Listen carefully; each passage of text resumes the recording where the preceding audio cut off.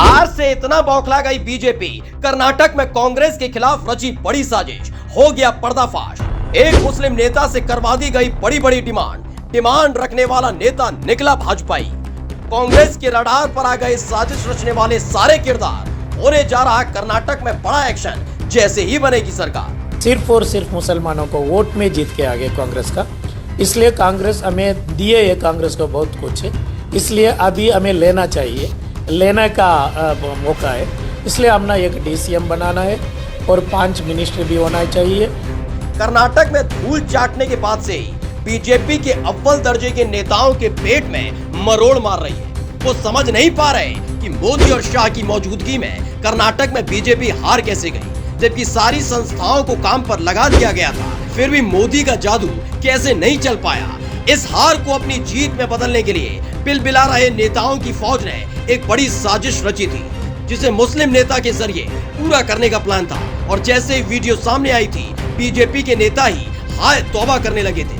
सिर्फ और सिर्फ मुसलमानों को वोट में जीत के आगे कांग्रेस का, इसलिए कांग्रेस हमें दिए है, कांग्रेस को बहुत कुछ है, इसलिए अभी हमें लेना चाहिए, लेने का मौका है।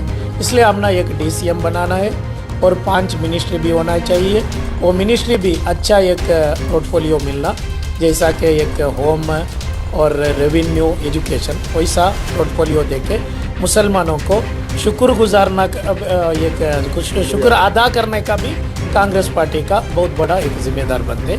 एक मौलाना कांग्रेस की जीत का विश्लेषण कर रहे हैं, बता रहे थे कि मुसलमानों की वजह से ही कांग्रेस की बड़ी जीत हुई है।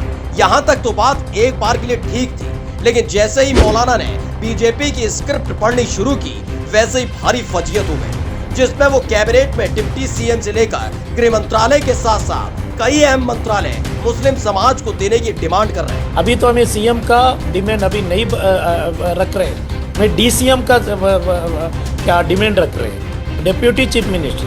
हमें सीएम को पूछना है, क्योंकि कर्नाटक का 6.5 करोड़ में हमें तो 90 लाख है।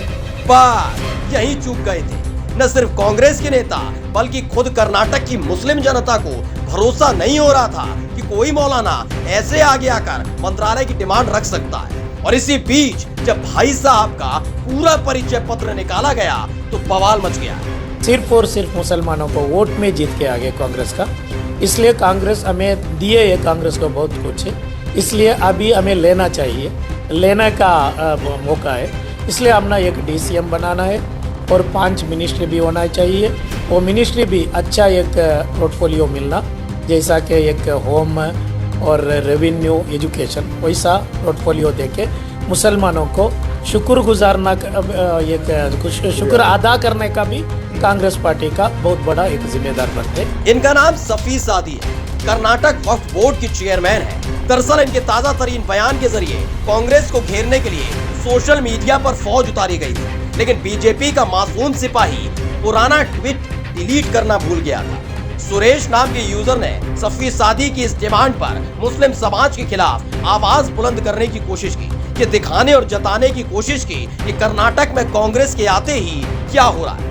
लेकिन 19 नवंबर 2021 का ट्वीट डिलीट करना भूल गए, जिसमें ये सुरेश भाई साहब ही बता रहे हैं कि सफी सैदी बीजेपी के अहम योगदान की वजह से ही कर्नाटक में वक्फ बोर्ड की चेयरमैन बने थे।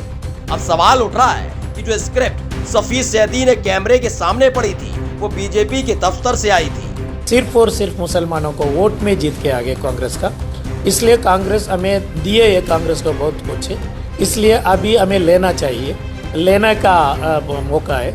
इसलिए हमने एक डीसीएम बनाना है और 5 मिनिस्ट्री भी होना चाहिए।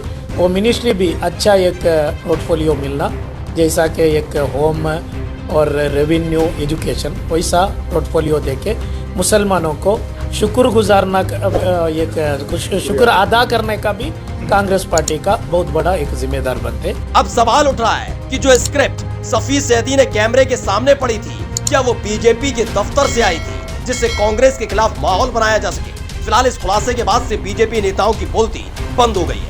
स्पेशल डेस्क द घंटा।